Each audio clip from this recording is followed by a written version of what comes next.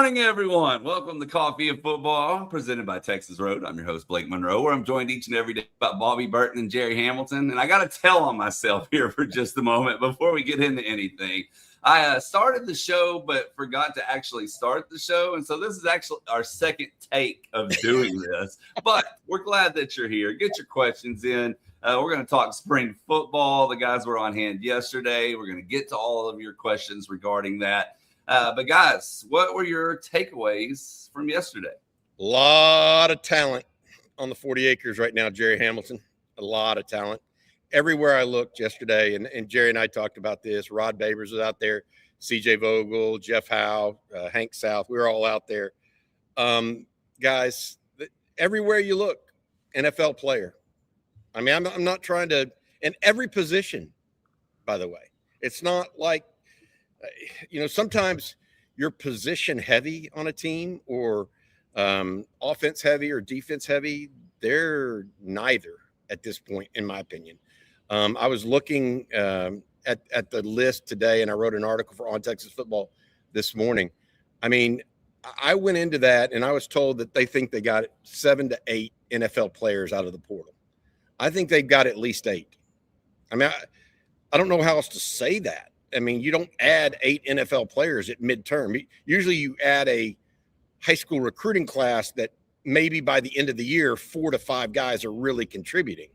This is it's a different caliber, whether it was Michael Masunis. I thought he looked really good.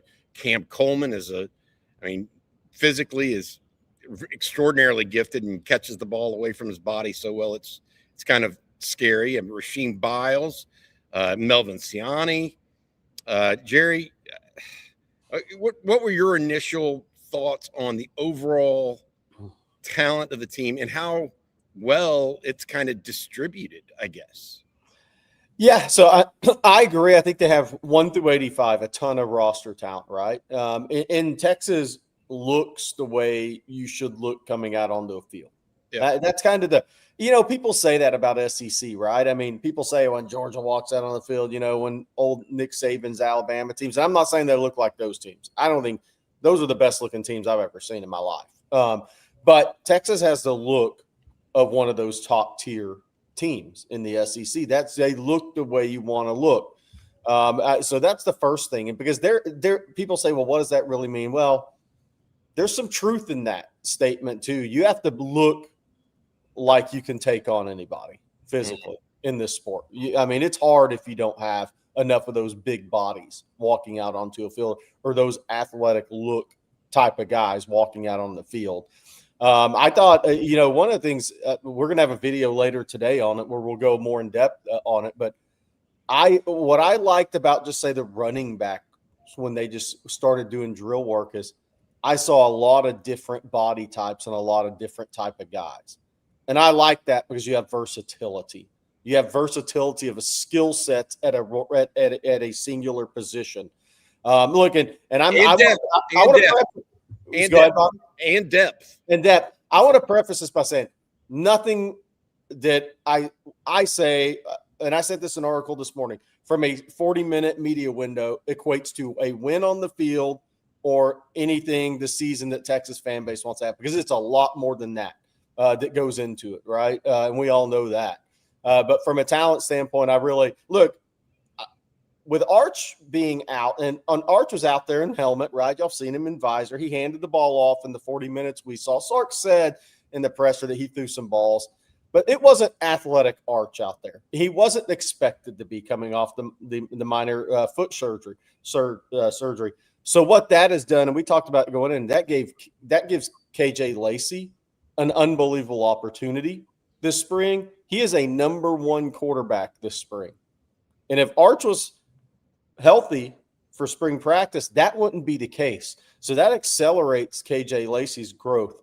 And he looked really good yesterday, by the way. He is such a smooth operator. He looks like the old point guard that moved into the quarterback position, just quick feet, smooth operator, very confident, very accurate, and with really good timing. That also accelerates Diabell's reps. So, Diabell, if there were 4 quarterbacks out for spring practice, he wouldn't get as many reps. He gets more reps now. So, one of the things, so you like the talent when they walk out on the field. You like where the running back room looks like it can go. You like that the young quarterbacks are going to get a lot of reps. Because truth be told, Arch Manning doesn't need a ton of reps at this point. He'll get his work with Cam Coleman and some of those younger guys like Jermaine Bishop over the course of the summer. And he'll be back more for as spring moves along, obviously. But it's not like he needs everyday reps with all these guys. I think some of that times that's overblown. But talent in general for Texas, I mean, look, that doesn't mean every position's the same. I'll say that. And there are unknowns that have to be worked through this spring. But I thought 1 through 85, the talent was very impressive. It's ridiculous. I would say this to Jerry. You may be right on lines of scrimmage where when Nick Saban and Georgia and Kirby Smart just had, 3 deep of 6'5", 305, 315 guys. But I'm just here to tell you, it's hard for me to remember when Texas had this good a roster. I mean, I've been doing this. I've been following Texas since the mid '80s, late '80s, like religiously since then. I maybe 05, maybe 08, 09. I mean, but I think it's the deepest I remember. Certainly. But look, we can talk about a number of different guys today for you guys. We got some interviews and whatnot to play for you all this morning. Before we get going on that stuff, though, let's say thank you to our Tuesday morning sponsor. Every Tuesday morning, brought to you by our friend Rick Valro and the guys over at Texas Road, your full-service solution for major road projects with the full support of multiple crews performing utility, dirt work, concrete, and asphalt work. Texas Road provides on-site concrete through volumetric trucks for smaller volumes. They're able to complete road building in a high-profile environment. Thank you to our friends over at Texas Road for their sponsorship of On Texas Football. Also, check out their sister company, Austin Underground. They are the company that does a lot of the underground work down in the city of Austin with all this construction going on. I don't know how many cranes I saw down there this morning, making my way over here to the Texas Union, where I'm broadcasting from this morning. But thanks again to our friend Rick Valro and the guys at Texas Road. We got a lot of video clips to play. Actually, guys, we're going to play some highlights from practice. But first, I wanted to actually play a couple of clips from Sark after practice. And let's start with him talking about both the running backs and the wide receivers. When your best players are your best practice players, they send a great message to the rest of the team. And I think Cam has done that just through one practice today. But I do think opportunity is something that we try to seize here, and I think it's important in life in general. And so you think about Dalen and Khalik, you think about Cohen or Chris or Jermaine and these guys, getting some more opportunities with Emmett and Ryan being out. And I think they're doing their best right now to take advantage of it. I love that room. I think that room from top to bottom is probably as talented as we've had in my time here. But again, that's a quick snapshot of one day. But that room's very talented, and when we get those two guys back, we're gonna be in good shape. Yeah, no, I think you can feel the experience of Hollywood and Raleigh. Those guys have played a lot of football.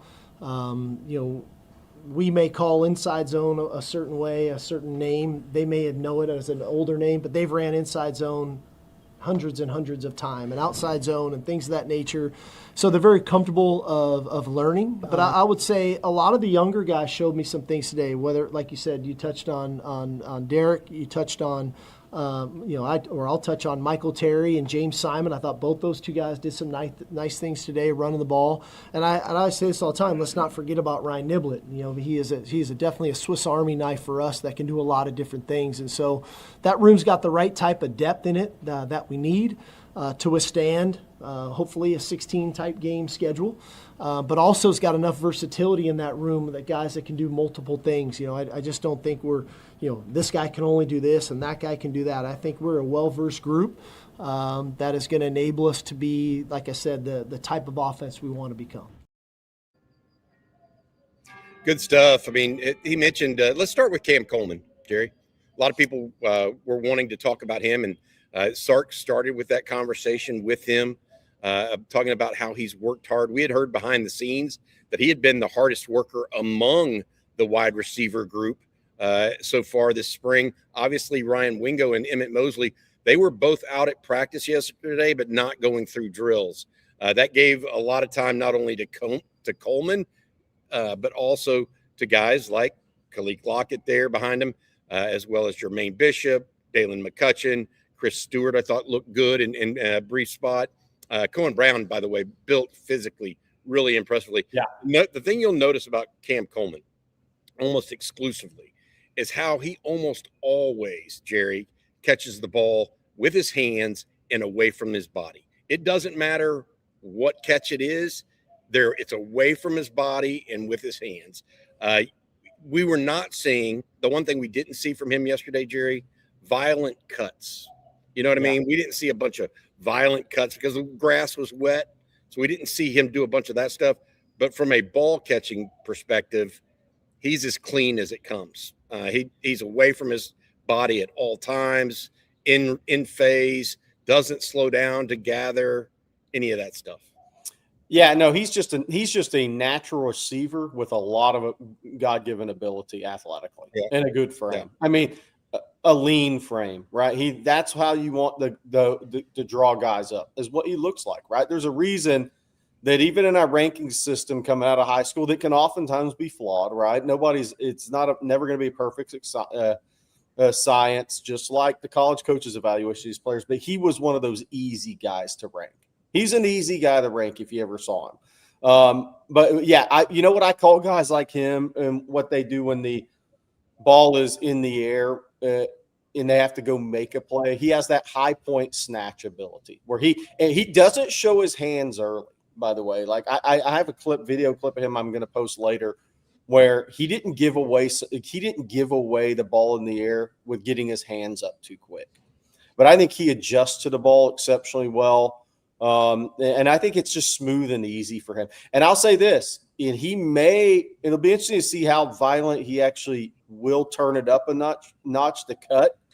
And he's a totally different level prospect, but and I'm saying this in one regard. And I'm not comparing him as a player but some guys have similarities. DeAndre Moore wasn't a violent cutter in routes. He was just a super smooth guy. So now think of Cam Coleman being a top 15 level pick that's just a super smooth guy. So sometimes those guys they're not as violent of cutters a lot of times. And I think that's kind of what Cam Coleman is. I think there'll be times where he sticks that foot in the ground a little bit more, but I don't think that's really going to be his moneymaker. I think his moneymaker is going to be, I'm super smooth. I've got long arms. I've got great body control. I can play at the top of the square in basketball, and I don't give away when the ball's in the air. I have really good timing of when to show my hands. And I think the other thing is for a 6'3" guy, he can really separate.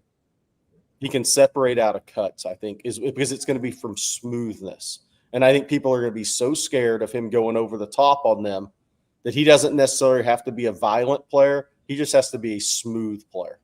Very talented, very, very gifted, very, very good. I would say athletically, only Roy Williams has been more gifted at Texas, athletically, as an all-around athlete at the position. So CJ sent me a clip yesterday of Jermaine Bishop, and I know y'all touched on him briefly. I want to play that clip, but it got a lot of hype on all social media platforms. I'm gonna play the clip right now. But what did y'all think about Bishop? I'll tell you what I noticed about. Yeah, I noticed. Here's what I noticed about him. Like right there, of all the guys yesterday, when the ball is in the air and it's time to go, hit the extra accelerator and the extra gear. I'm not sure he doesn't have the most of that when the ball's in the air and you got to go run under a football. And that's saying something, but that guy has the extra gear. He has almost a third gear, I think, when the ball's in there. He's going to be really, really, really good. Now, he's learning the wide receiver position. Like, people looked at his stats, Bobby, in high school and said, wow, this guy's just going to be a great wide receiver out of the gate. There's a difference. The coach up there is really good offensive coach, but he didn't have to route tree, right? He didn't have to necessarily be adept at reading coverages and depths of routes and all. He was just so freaking good. You just get him the football and let him go to work in high school. And he did that as as well as anybody that's played high school football in Texas at the wide receiver position. Now he's learning the position, truly learning the position. But his gifts, that gift of second and third gear that I saw when the ball's in the area yesterday, I was like, that's really good place to start. So I asked, this is a subsequent to or after practice yesterday. I talked to somebody about Bishop, and he was running fourth team outside receiver. And I said, why was he running fourth team outside receiver? They want him to do that so that he sees everybody else go in front of him and starts to learn the routes, etc. So he gets some understanding of everything early in camp. So that's why. And so I believe, Jerry, to your point, I don't know who I would compare him to previously at Texas. Like I've been trying to think of that. He almost reminds me a little bit of a Casey Concepcion at A&M. Not quite as thick, but that kind of burst and athleticism. But I've racked my head. He's not Eric Metcalf. He's not darting like that. But I don't know that he has a guy that I would sit here and say he reminds me of this guy at Texas. He's so fast, and to your point, we didn't get to see some of the cuts that he can make yesterday, but I felt like you could tell why people liked him so much. Oh yeah, very very simple. Yeah, and look, he's listed at 165 pounds on the roster. He's probably right in that area code, and he is. I think when you look at him too, physically, same as high school, I think he's going to be a little bit bigger. I think he's going to get to high 170s in time. Because I think there was a thought that, he's just going to be 160 pounds like Xavier Worthy or Devontae Smith. I think he's got he's going to have a little more thickness to him.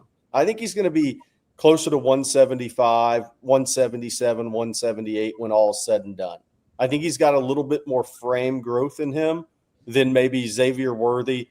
And Devontae Smith is super thin, wiry guy. He doesn't have the arm length Devontae Smith has. No. That's what I was trying to say. It's like he's not Jalen Waddle, guy that we're all familiar with. He's not Devontae Smith. I'm trying to think of who he reminds me of, and there's not even Casey Concepcion. Casey Concepcion had a wider lower body, I think, but he's got a gear, to your point, Jerry and Blake, and thanks for sharing that video, Blake, because I think it gives people a sense of exactly how and he is a high stepper, by the way. I don't know if you noticed on that route, but his knees are up. Yeah. When he is definitely different than anybody else in that regard as well. The receivers overall, I thought looked pretty good, Jerry. Sark in his press conference mentioned that he thinks that the depth at receiver is the best he's had since he's been here. Now, that's saying a lot, even though, he had some guys, he's had some first round guys in Xavier Worthy and Matthew Golden, but he said the overall depth of the room is better. What do you make of that? Yeah. Look, considering that Ryan Wingo and Emmett Mosley were watching, if anytime you bring in a guy in Cam Coleman, that's probably going to be a top 15 pick. Let's be real. If he has a healthy season next year, look, that's just something to remind people about with Cam Coleman. Why do you think he's really motivated this year? One, he gets to play on a winning team. Somebody said on our show the other day, he's never been to a bowl game in 2 years, let alone sniffing a college football playoff. And by the way, the guy he's walking next to can really get on the ball down the field. The Auburn quarterbacks he played with, he was waiting on the ball a lot of the time. Yeah. And there were times he probably last year didn't know where the ball was really going. And then it's his NFL year. It's his contract year. That guy has plenty of motivation to go out and have a great season. And now he's got players around him to allow him to do that as well. So you put him with Wingo and you put him with Mosley, and then you have young kids like Jermaine Bishop. You have Khalil Lockett in year 2. Look, Cohen Brown's built like a running back. He's fast. He had a couple of drops yesterday. But this Dalen McCutcheon, right? There's a lot of talent in this wide receiver room. And it should be one of the first thing out of Sark's mouth because you brought in a top 15 player, top 15 draft pick. There aren't many of those guys out there. And he was the only one, I think. I was impressed. So color me impressed with that group, the running back group as well. Do you have something else you want to talk about, or can we talk about one of my favorite, and that's the tight end, Michael Masunis? What do we want to do next? No. We can talk any number of ways today, Brett. The next videos I have lined up are for defense, so let's stay on offense. Let's talk tight end. Okay, yeah. Jerry, your thoughts on Masunis? We'll go into this. I just think he is a C area blocker. That's how he's been described to me, and will be, they think, the best they've had in their tenure at Texas in that regard. He's not as fluid as a Gunnar Helm or a JT Sanders or even as a Jack Indries as a receiver. That's not who he is, but he looks more like an inline blocker than any of those guys do. Yeah. And he is stout. He is wide. And he's not unathletic. I can see why they're really, really high on him. He does have good hands. He didn't bobble anything yesterday. It was clean. He'll be a safety outlet and a C area blocker for them, in my opinion. Yeah, he had the quickest first step in the blocking drills at tight end, and that's I equate that to, yes, he's got really good feet. He was also the quickest to the strike point. So he had the quickest first step.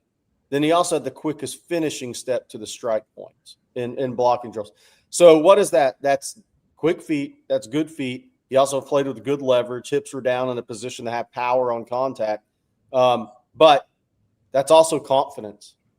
That's a knowing who you are as a player. And that's a guy that's had a lot of success blocking. Because what I saw in drills was a very confident guy. I mean, he moved without hesitation, without wasted motion. That's pretty much a guy that he went through a drill and Jeff Banks just kind of just nodded his head and go to the next guy. I think Texas blocking at tight end is going to be much improved next year, and that's in line with Masunis, and that's Nick Townsend in year 2, which has that physicality and had some really good blocks. He also had some couple of whiffs, but he's a freshman, right? But now you head into year 2 with him and experience Masunis, but Masunis is feet.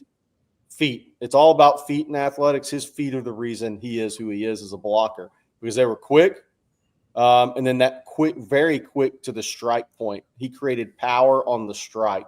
He's a very impressive blocker. Charlie Gillette has good size, by the way. Yep. For a freshman, they list him at 6'5", 240. He got a little praise from Jeff Banks yesterday too. Emery Winston there, Bobby, is going to be more of a wide receiver. Pass catching tight end. He's 6'1", 245. I think he's got maybe has the best hands of all the tight ends just naturally. And I think Nick Townsend has good hands too. But they have a pretty good chance to have a well-rounded tight end room this year, which I think is needed. If you put that group back up, Blake, if you don't mind, just so I can go through it the way my brain is thinking about it. There are 2 inline guys in that group, Masunis and Shannon. So when they go heavy personnel, it'll probably be Masunis and Shannon at the tight ends and Nick Townsend at an H-back type. That's just how I see it right now. I would echo Jerry's comments on Charlie Gillette. He is what's the best way to put it? He is a developmental prospect that has long-term ability. He just has to add size. To see him compared to he's got the same kind of body type potentially as a Michael Masunis. He just doesn't have 3 years of a college weight program behind him. Right, Jerry? Yeah. And so I think that's where he's at. He's going to be a developmental guy, but a good piece of granite to work off of, if that's fair. As far as Townsend and Winston, Townsend is he practices hard now. That's one thing I was impressed. I mean, there are guys you can tell give it not 95% in practice, but 100. He's 100% guy in practice. Amari Winston, Jerry, to Jerry's point, to this, I mean, he might have better hands than Cam Coleman. Like, he doesn't juggle anything. It's just like it's kind of crazy, essentially, in my opinion. It's like a wisp of, he's like catching a wisp of air. And I think it kind of makes that soft sound when it hits his gloves. I like the group of tight ends. I think Masunis was a huge pickup for what he provides for the team. I go back to this class of portal transfers, and I can't tell y'all how much I think they knocked it out of the park. I really believe. I mean, we haven't even talked about Bo Masco yet. I mean, we're there's just so many different pieces of this that I'm checking off, and I'm thinking in my brain, are these guys really as good as we thought they were, or could they be as good? And every single one, you're just going, yes. Yeah, I mean, we were out there, Jerry. Go look at this guy. Okay, go look at this. And it's not that they're perfect, that Texas is perfect, but these guys all fill a role. Like Masunis fills a huge role. Yes, absolutely. Absolutely he does. And I think they did really good work in the portal, at wideout, at running back, at tight end. We'll talk about the guys on defense a little bit. And look, offensive line's going to be incomplete until we see Lawrence Seymour. Obviously if he gets his eligibility, and then what he's going to look like, because look, not having spring practice is a big deal if he gets his eligibility. There's something to be said for that. Melvin Siani looks great physically as well. So I think they did a really good job in the portal, as they should, by the way. But while you were talking, I kind of looked up a few wide receivers. I'll tell you on from a frame standpoint and maybe a little bit of a skill set standpoint, Jordan Addison. Oh, Jordan Addison. Jermaine Bishop. Yeah. Or Jermaine Bishop might be somebody to look at long time. Yeah. But there aren't many wide receivers at 175 pounds in the NFL. There just aren't many of those guys. And Jermaine Bishop isn't as absolute fast as Xavier Worthy, right? Devontae Smith's a little different. So I was thinking, who's a 175, 180? Because Jordan Addison's that smooth mover that has a little gear to him, that has a little shake and bake as well. I like that. I actually like that. Let's see if he can be as good at the competitive catch as Jordan is, because you're not going to see that in that setting. Yes. No. All right, well, we're going to talk the defense in just a moment, and we'll take some more offensive questions as well. But first, Jerry, can you tell everyone about one of our sponsors today, and that's Ridge Wallet? I can do that for sure. Ridge Wallet is, the old giant crusty leather brick. Wallet days are over. That one that hurts your back if you're making 4-hour drives, which I did yesterday. What is Ridge Wallet? It's unique, slim, and modern design that holds up to 12 cards plus cash, made with premium materials like aluminum, titanium, and carbon fiber. There's over 50 colors and styles to choose from, including that UT Ridge Wallet. All Ridge products have a lifetime warranty. This is literally the last wallet you'll ever have to buy. Does it give you peace of mind knowing that all Ridge wallets have RFID blocking technology? It should, keeping you safe from those digital pickpocketers. There's over 100,000 5-star reviews, and that list is growing. That number's growing.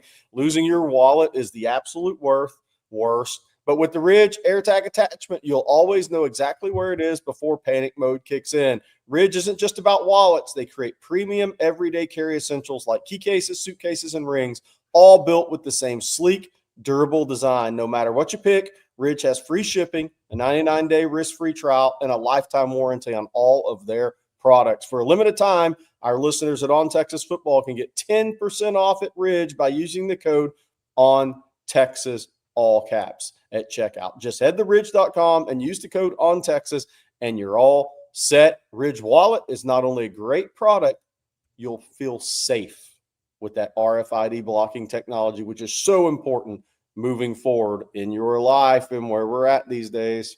That's right. And how about Mark Saunders, Jerry? Yeah, I can tell you about Mark Saunders for sure. He has been a long time and tremendous sponsor of On Texas Football. He is the sponsor of the Recruiting Breakdown. And yes, we'll talk recruiting later in the show, but he is a great sponsor to On Texas Football. When it comes to protecting all your stuff, wouldn't it be great to have one place that protects it all? Here's some great news. Texas Allstate agent Mark Saunders serves the Austin and Round Rock area and the entire state of Texas. That means he's the only insurance agent you'll need. Everything from your home, car, and boat to your motorcycle, RV, and ATV. Call Texas Allstate agent Mark Saunders' office today at 512-218-8571.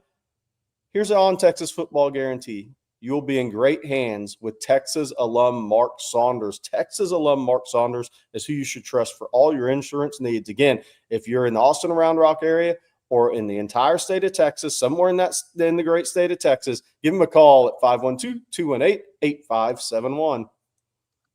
Well, we've spent a little time on the offense, so let's switch gears here, go to the other side of the ball, talk about defense for a moment, and then we can always circle back with more questions regarding the offense. But first, I want to play y'all a clip. Sark was asked who really stood out to him on day one. Here's what he had to say. I think a couple of the usual suspects, when you talk about Hero Canoe, Alex January, I thought had a great offseason. He felt him out there today. I think Murad Watson, it looks like a different player this time than this time last year. I think Josiah Sharma, hands down, different player. And so the effort of those guys, but I mean, Lance Jackson, Colin, Zena, these guys they're going, and that's, if you want to be a great defensive football team, it starts up front. And, when you're really good up front, that takes care of a lot of issues. Linebackers aren't getting blocked. DBs don't have to cover as long, all of those things. And so starts up front. And we've got a good group, and I'm remiss I'm sure I left a few guys out there. I know I did. But it starts up front. And it starts with the attitude and the effort and the fundamentals and the techniques, the striking of blocks, getting off blocks, playing with fanatical effort. And I thought those guys were off to a good start today. I agree. Look, I thought defensive line. I mean, look, Ian Jaffard is a massive, massive dude now. If Nick Brooks was still here, I'd like to see them standing next to each other and just maybe arm wrestle or something. But Ian Jaffard is just such a big guy, but he is an athletic-looking guy too. I mean, that's the one thing I'll say about him. I totally agree with Sark on Alex January. That's one of the first things I noticed. He looks the best physically he has since he's been at Texas. I mean, his body's proportioned up perfectly, or as good as I think it can be. He looked athletic. And you go ahead into year 3, right where he should be. Murad Watson body type looked a little different. You just hope he stays healthy. He was very productive before he's had the nagging injuries last season. Hero Canoe, I think, has maybe added some good weight strength to him. And I think that's important for him because as good a player as Canoe is, when we talk about next level, he doesn't have the longest arms. So that body, he's got to max out his strength because he's got the motor. Look, and Josiah Sharma, I mean, he's down 20 pounds in terms of what he's listed at on the roster this spring versus last season. And I don't know if it's 20, 22. That can be when you weigh him, but you can see the difference in his body type. You can definitely see that maturity of body with Josiah Sharma. And I can tell you that's a guy Texas really, really wants to be a key part of this rotation because he has so much talent in him. Myron Charles looks really good physically. I've said that since high school, but now look at him a year in their college strength and conditioning program, 6'4", 313, good arm length, broadness to him, just a muscular, barrel-chested type of look, and he's got skinny ankles and high calves. I mean, you can't build a guy better than that, and Texas really likes where he can go. Zion Williams, obviously a transfer in nose guard who will be competing with, I think, Josiah Sharma for that second spot behind the in Jaffard at over the ball player. The edges, I mean, that one of the things I wrote this morning is Colton Vosick was healthy, which is good to see starting in spring. But Zena, Lance Jackson, and even Richard Wesley, who's a freshman, who we'll see what his role is. Those guys look like high-end SEC edge players. And now Texas is getting where they have multiple guys that look like that physically. That's where you want to be. That's where you got to be in the SEC. Those three guys, from a frame standpoint, are really, really stand out to me in terms of what we saw yesterday.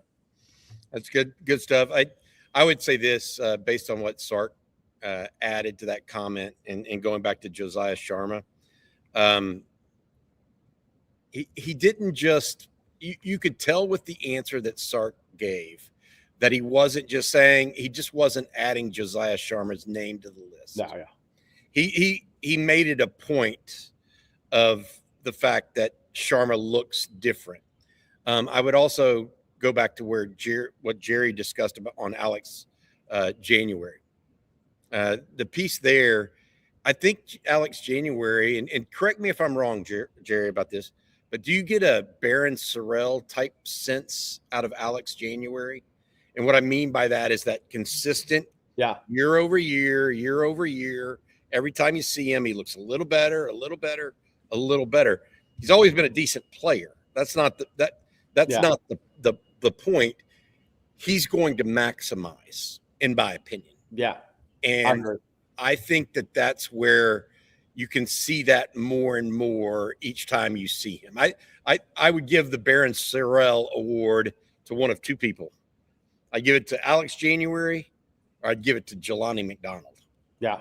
I mean, because Jelani McDonald came out, and we can talk about him later, but he looked fantastic as well. So, I want to mention this because somebody asked, and we need to mention it. Champ Bailey said, "What's going on with Justice Terry?" One, he's listed at 287, so he's made that weight frame jump where he needed to. Because I'll always say this, even despite being listed at like 290 on all the recruiting sites, he was 258 when he showed up at Texas. That's a far cry from listed weight of 290 in high school. But he is still recovering from his shoulder/pec injury that kept him out of the Citrus Bowl. He did not take part yesterday. Bobby, you saw him was he in a sling? Yeah, he's in a sling. He was in a sling. He walked by me and just to give y'all an injury update, I think that would be prudent at this time. Wingo, not only was he out, but also Ryan Wingo, Emmett Mosley were sidelined. Trevor Gooseby and Andre Kojo were running around with the offensive linemen, but not participating. Fully. And so Trevor Gooseby even had his helmet on, Jerry. I was a little surprised by that, but did not really truly participate when they started hitting the sleds, et cetera. Yeah. But you mentioned Jelani McDonald. What about the rest of the defensive backs? Let's talk about them for a moment. I thought the most interesting thing to me is we know who the Nichols coach is and why one wasn't hired. It is Will Muschamp. We heard his voice quite a bit yesterday. Defensive back-wise, look, when the Nichols went out for their Indy work, what I thought was interesting is Masco and Littleton were both out there for the Indy work. So I thought that was very interesting to me. And Wardell Mack was the third guy. See, there's Will Muschamp coaching guys up right there. Kobe Black, Bobby went out with the first corners as well as Phillips, as well as Cade Phillips. So I thought the defensive backs is going to be such an interesting position this spring because you have multiple guys out. You have Xavier Filsaime is out. Zelisic still recovering from his injury. And then you have Jonah Williams in baseball. So that is going to look like a thinner position, I think, this spring. So I think the defensive back coaches have their work cut out for them a little bit this spring as of what it could look like or will look like come August. But I'll tell you, I'm going to throw one name out there, and I'm not saying he's factoring in next year. Teray Davis, pretty good-looking cat for a freshman. Samari Matthews, pretty good-looking cat for a freshman. I think they got a couple of young guys there. And behind the scenes, you know, what I was told on Teray Davis is he's got a chance. That's good in coach speak terms. That means he's got a future in front of him, they think. But I thought the defensive backfield of all the positions, Bobby, is going to look different and much more different in August than it does now. Yeah, I almost wish we could go back through that video one more time. Please play that video back because I'm going to give people that are watching some of the, like 2 is Derek Williams, 4 is Jelani McDonald, 25 there is Teray Davis, 23 is Jordan Johnson-Rebel, 31 is Yaheem Riley, 37 here is Jonathan Cunningham, who was working exclusively at safety. There's a couple other pieces in here that I think are 29 is obviously Grayson Littleton. 27 is Wardell Mack. 5 is Bo Masco. Yep. So that's your look at him right now. So I think that's good stuff. And as Jerry mentioned, Will Muschamp was the guy working exclusively with the Nichols. was almost funny. Everybody, 21 here is Hayward Howard Jr., by the way. And then I think the next one up will be Warren Roberson, followed by, let me think, I think it's Cade Phillips is next. So those are the corners in that order. Phillips was running with the ones yesterday, along with Kobe Black, while both Littleton and Basco were running at nickel. Good stuff there. Good stuff. Okay, well, one of the hot comments or topics, I guess I should say, in the chat is about a former Texas player, guys, who made the rounds yesterday. And that's former Texas wide receiver Parker Livingston. And I have two quotes. Let's do this one from him directly. He says, "Now being in an OU jersey, I want to go out there and beat the crap out of Texas. I want to win every game. That game is going to be a lot of fun. I'm a competitor, so I want to win." But the other thing that he said was, and I don't have the direct quote, but he basically admitted that he would still be in Austin if he didn't have an agent. And I tried to find video of that. But y'all's thoughts on Livingston, because the chat wants to hear it. Well, this quote that's on the screen right now, he better say that. If he didn't say that, they'd try to move him out of Norman immediately. Okay, so that has to be said, and it needed to be said by Parker. And I think it's going to be great. I think it adds more. That's the one thing about the portal now is it can add even more fuel to the fire of these rivalry games, because guys are literally transferring from between rivals nowadays, which is just wild to think about. Something you never thought you'd really see in college sports, but it's happening a lot. And on the whole agent thing, Bobby, I don't know on that, because look, I mean, every guy's slotted at different NIL values for programs. And at the end of the day, that part is what it is. So I'm not sure on that. I think Parker's in every time he gets in front of the mic, he's in a really difficult spot. Yeah, I have no problem with what Parker said. I really don't. I mean, it's just odd. Everybody knows it's odd. He knows it's odd himself. Yeah. I mean, he used to be Arch Manning's roommate. Yeah. I mean, the quote I actually took exception to what came from Jim Nagy, the OU general manager. Like, Parker Livingston's we can say what he wants, but he's a player. Yeah. I mean, he puts it on the line every single day. And he did it for Texas. The problem I have is Jim Nagy, the OU general manager, saying we didn't see Texas dropping Parker like that. That was huge for us. Well, here's the deal, Jim Nagy. Texas didn't drop him. Clearly, he got an agent. So let's this. Jim Nagy knows this game. To say Texas dropped Parker, I mean, it's that kind of. I feel like it's just so disingenuous about stuff like this these days. Some people hit you straight with it, and some people try to make it fit their narrative based on whether it helps them or hurts them. I mean, Jim Nagy, Texas didn't drop Parker Livingston. They just didn't offer him as much as OU did. So let's get the facts straight. Texas made an offer to Parker Livingston. He took a higher offer from Oklahoma. Yeah. That's and Jim Nagy knows that. I mean, he very well knows it. And so to say Texas dropped someone, it's just, I think it's petty coming from a guy in that position.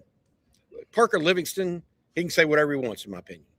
Yeah. He put it on the line for Texas. He's going to put it on the line for Oklahoma. The two teams don't like each other. It's odd as hell. I'll agree to all that.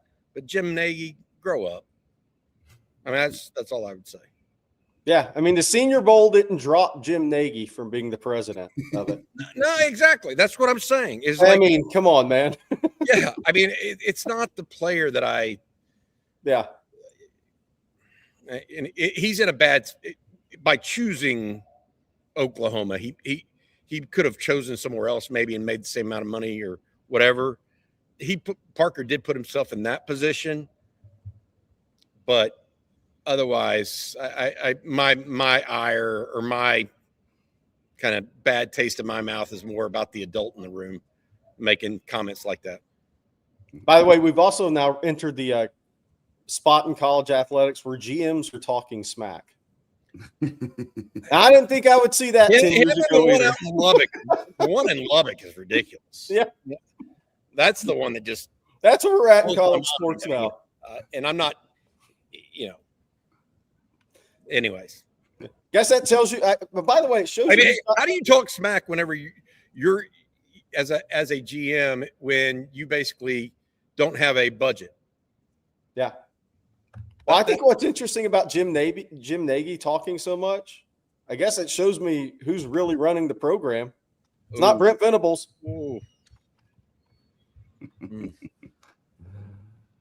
All right, guys. Well, before we get, you agree with that, Bobby? No. I think Venables is. I think Venables is more of a. I think Venables is more of a doer. He's got a big. He and Mike Elko this year have big questions. If Sark beats both of those guys again this year, Mike Elko will be 0-3 against Texas. Brent Venables will be what, 1-4 against Texas at that point? How do you, those places, that's not why you're hired at OU or A&M. And correct, Brent Venables does know better than that. That was the other thing I was going to say to you. Yeah. Jerry, he knows better than to do that stuff. It's not that he wants to compete. He's a hard competitor, and I'm not shorting him for that. But Nagy, come on, dude. Well, we're going to get to everyone's questions. We still got to talk recruiting as well. But first, I need to tell everyone this morning about Hexclad. And if you go look at the pan you've been using since college, if it's warped, if everything sticks to it, and it smells vaguely like burned eggs and poor decisions, it might be time for some new pans. I made the switch to Hexclad myself. These things are awesome. They combine stainless steel performance with non-stick convenience, so you can actually get a real sear, but cleanup doesn't turn into a full workout afterward. And what I love is you don't have to baby them. Metal utensils, they're fine. Dishwasher, fine. Oven safe up to 900 degrees, also fine. These pans are built like tanks, and the heat control is legit. Cooking actually gets easier instead of feeling like you're fighting the pan the whole time. There's a reason that Gordon Ramsay uses Hexclad at home and in his restaurants, and every piece comes with a lifetime warranty, so this is basically the last set of pans you're ever going to have to buy. Don't go through another spring using the same busted pans that you should have thrown out years ago. For a limited amount of time, our listeners get 10% off your order with our exclusive link. Just head to hexclad.com/ontexas, support our show, and check them out at Hexclad, HEXCLAD.com/ontexas for that 10% off. Make sure to let them know OTF sent you. Spring clean your kitchen the smart way with Hexclad. Hey, we've got breaking news. I think it's some impactful news here. Yeah, exactly. Breaking news. Kevin Durant and the University of Texas have just announced a partnership that will include NIL opportunities to University of Texas student athletes, particularly basketball players, men's and women's. Through Nike and his relationship with Nike, men's and women's. Madison Booker, the junior forward for the University of Texas women's team, is the first recipient of this, but there will be more. We'll have more on this development, but it's just now breaking. Kevin Durant, the former Longhorn, has had a long and storied NBA career, has his own line of clothing with Nike, own apparel line, etc. He is working now with the University of Texas in an official capacity for an NIL partnership. The first signature comes from Madison Booker. This is going to be interesting, Jerry. This could potentially really kickstart a basketball program that is not unfunded. It certainly has gotten some money, but when it goes to comparing it to a Duke or a Kentucky or even an Arkansas these days, there may be more money flowing to those programs. Perhaps this helps Texas become even more competitive.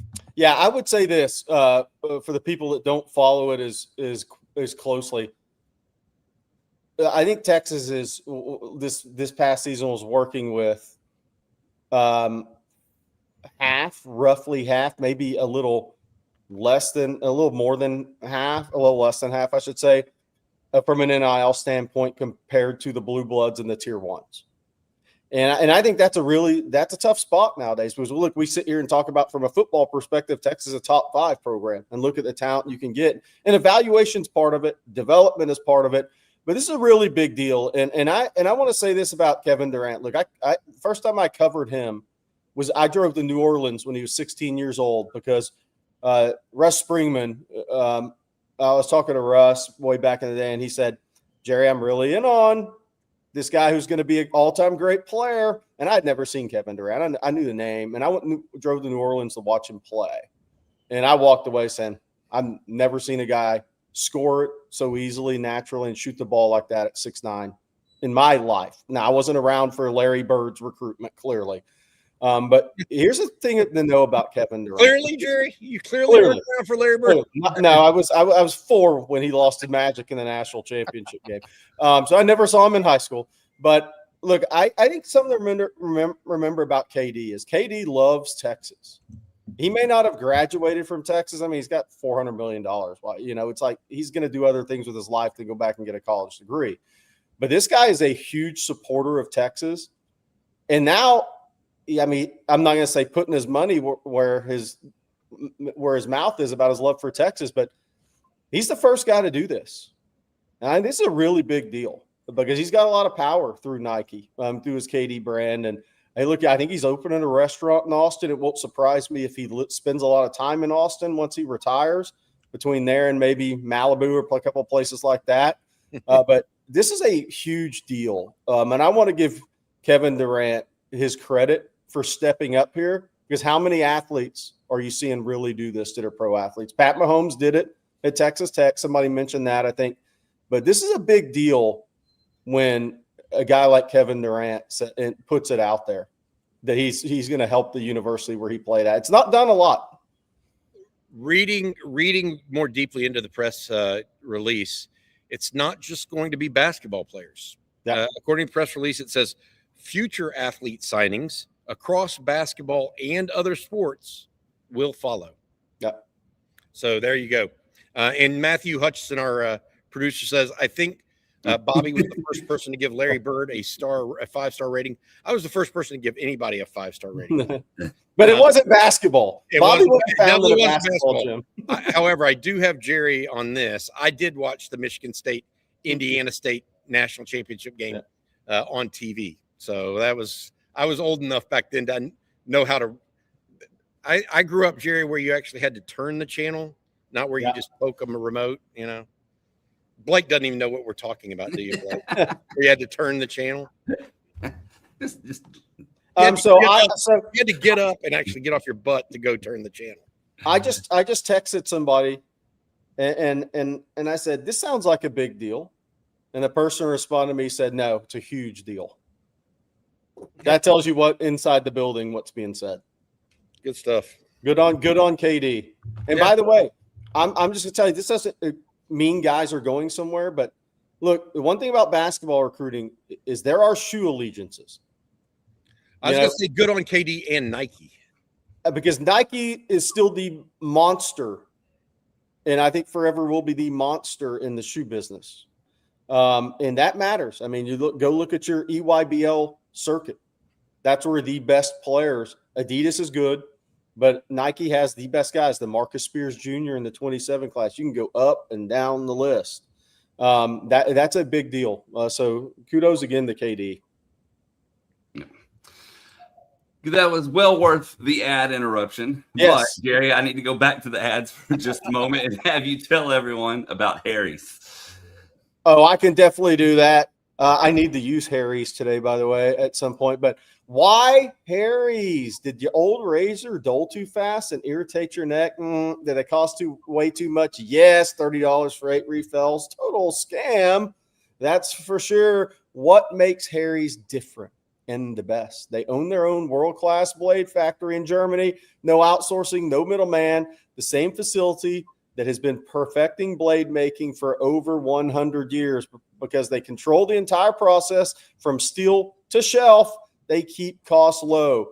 Why pay $30 for refills when Harry's gives you better blades for a fraction of that? Harry's has launched their most advanced razor ever, a reminder here, and it's still cheaper than the Gillette Fusion 5.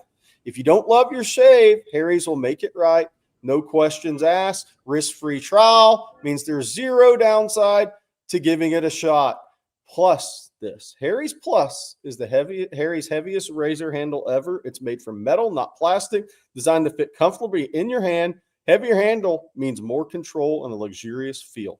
Harry's doesn't just make razors. They've got a full line of grooming essentials, from shave gel to deodorant to body wash, all thoughtfully made and priced to stock up. All of Harry's blades and grooming products can be delivered right to your door. Set your preferred schedule and never run out of blades. Again, for a limited time, you can get the Harry's Plus trial set for only $10 at harrys.com/ontexas. That set includes the all-new Harry's Plus razor, 1 refined 5-blade cartridge, 2-ounce foaming shave gel, and a travel cover to protect your blades on the go. Again, just head to harrys.com/ontexas to claim this offer.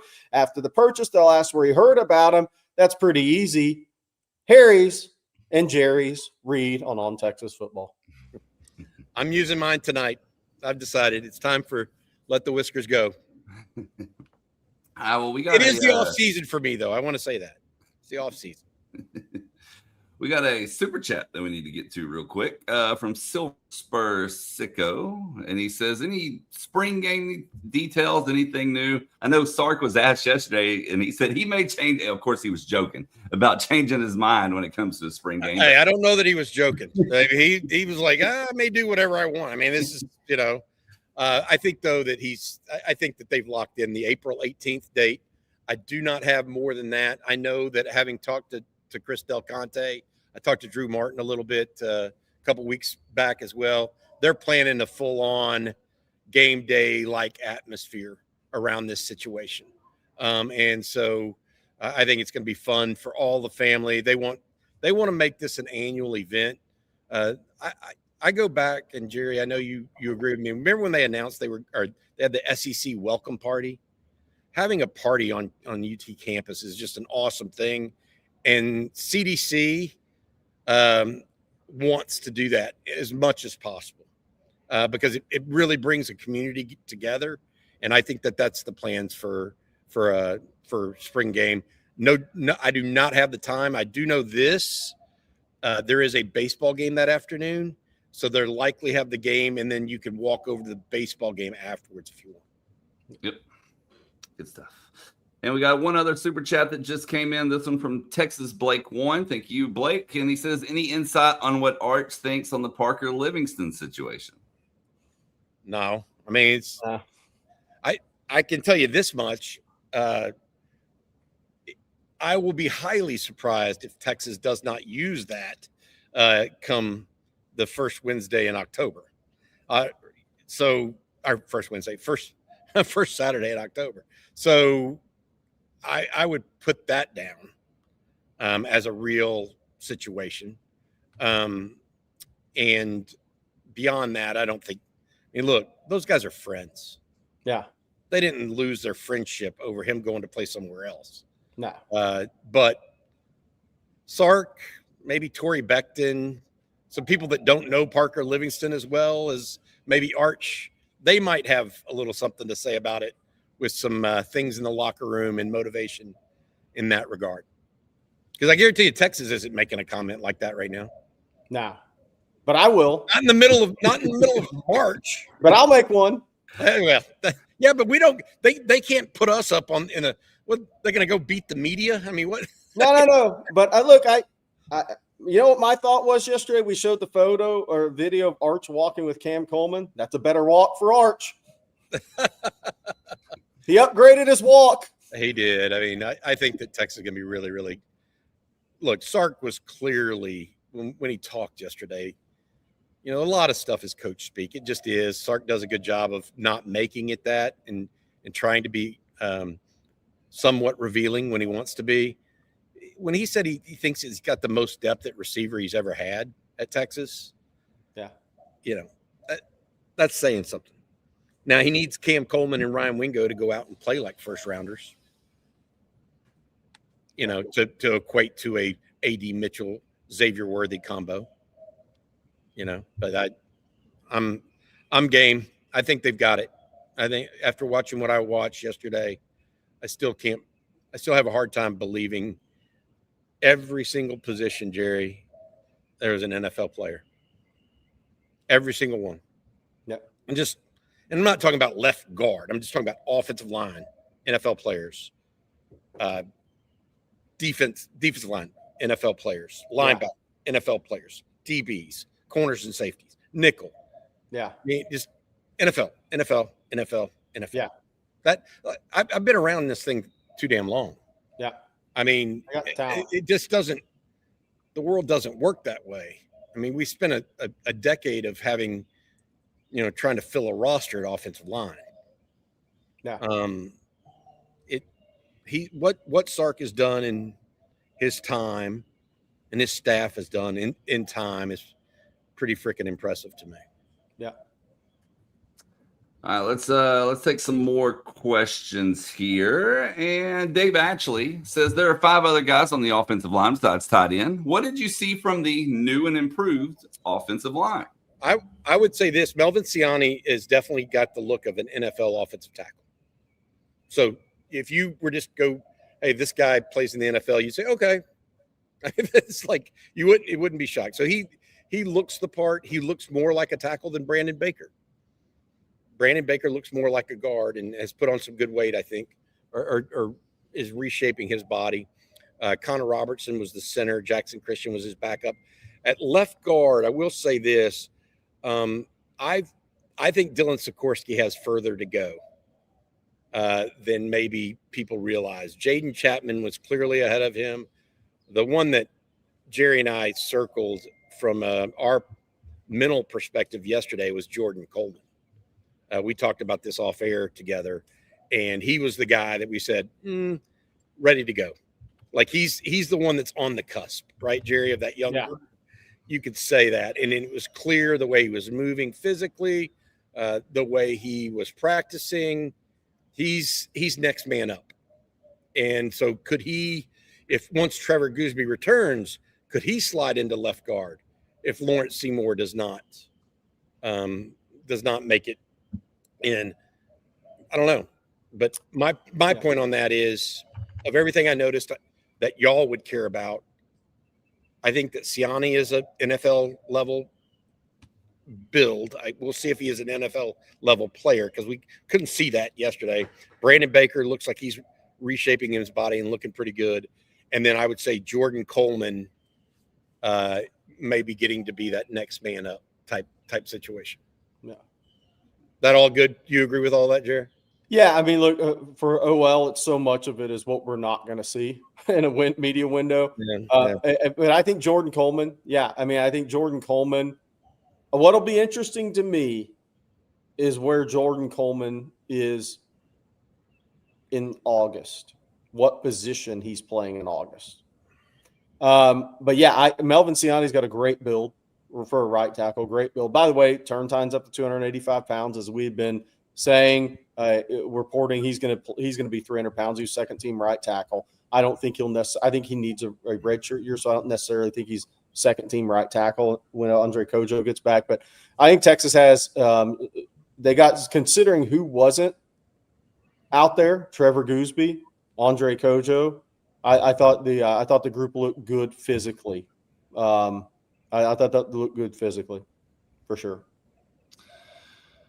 We got time for just another question or two. Let's do this one from Ace Horn. How did Derek Williams look, guys? Rod Babers said Rod focused on him more than I did. And yes, Rod thought he was moving a little better yesterday than he was during the season, which you would think that would be the case, right?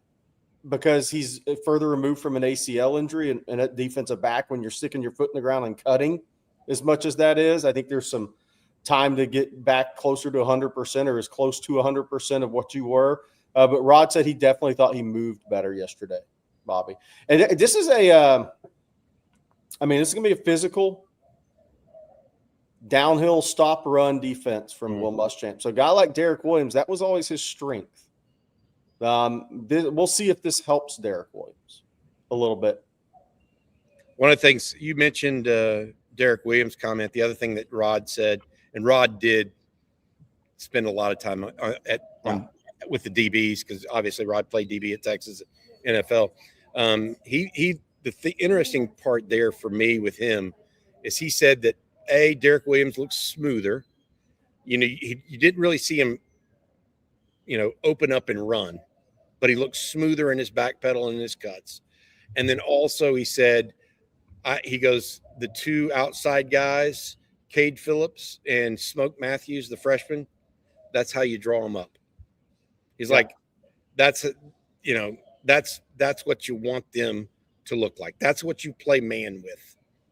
Yeah. And so Texas may have, and Rod didn't use this term, but what he was talking about was prototypes.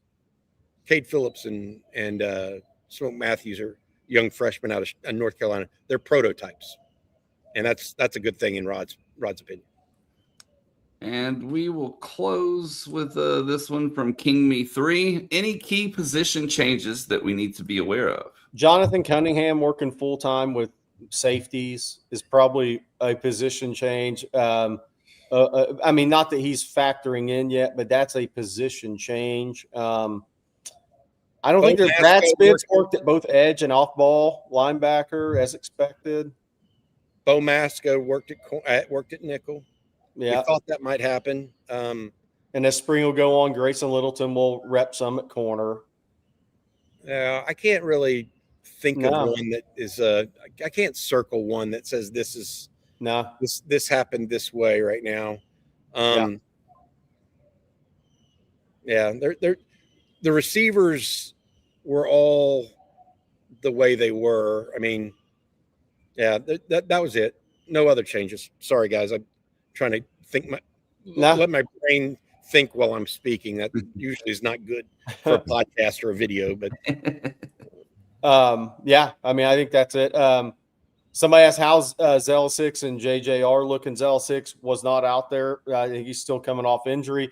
Jordan Johnson-Rebel was back up at a safety spot. JJR's he's about 205 pounds now. His body's really changed. He was 180, 185 when he came out of high school.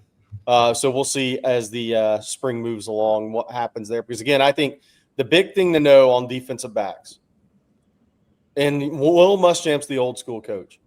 He doesn't care. I mean, look, the offseason workout's one thing. The pads come on is the whole deal for him.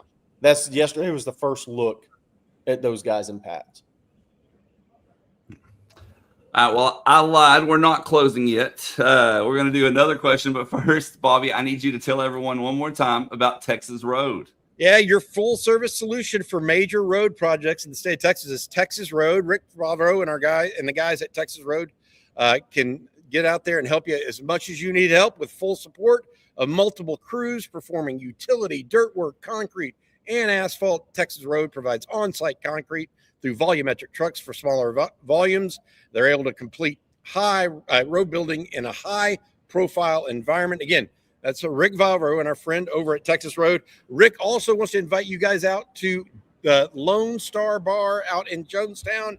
If you're around out near the dam out there, give him a shout. Stop by at his restaurant and bar called Lone Star Bar. He says he serves everything cold, 27 degrees. The beer is. Ooh, that's cold. That is cold. Yes. All right. Well, let's close with this question here. Horns fan says, "What's the plan for defensive end in the 3-4? Seems like we'd want more Ethan Burke sized guys, but there aren't many on the roster expected to play." Man, I just kind of disagree. I mean, Zena is a Ethan Burke sized guy. I mean, Colton Vosick, Richard Wesley, Lance Jackson. Those are all strong side ends, in my opinion. So I think you're looking at it differently than I am, or what would you say to that? Well, you also have some combo guys. You have a Justice Terry in there if you want to go big or now. right? So I think they have versatility there. And, I've said for a while, Lance Jackson in Muschamp scheme is going to be used more like Michael Williams. He's not going to be, when they're in a 3-4, he's not going to be, I say it all the time, but that overhang linebacker position. That's not what he is. He's going to play that Michael Williams role in that Mint defensive scheme, which I think Muschamp will use a lot of that because obviously it was him and Kirby's. So I think you're going to see that. But I think Richard Wesley will end up being a 265-pound guy. Zena's listed at 265. I think Texas has size there for sure. But I also think they have enough versatility in that they'll have depth and they'll have everything that Muschamp wants to use up front. And I'm here to tell you, like Hero Canoe could even play a little bit of that if they go big. He could even play a little bit of that if they go big. He did it a little bit last year.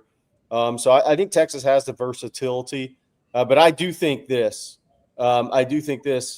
That defensive back, from what we've seen early on in recruiting, is a real big focus. They have more official visitors going to come in at DB than I think they've ever had before in June. So it's a huge focus for Will Muschamp's first class.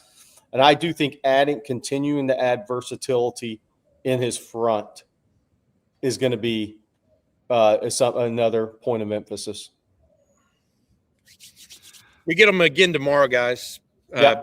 Well, hopefully get a chance to see everybody tomorrow for the second practice of the spring. They're off today doing some lifting and stuff like that.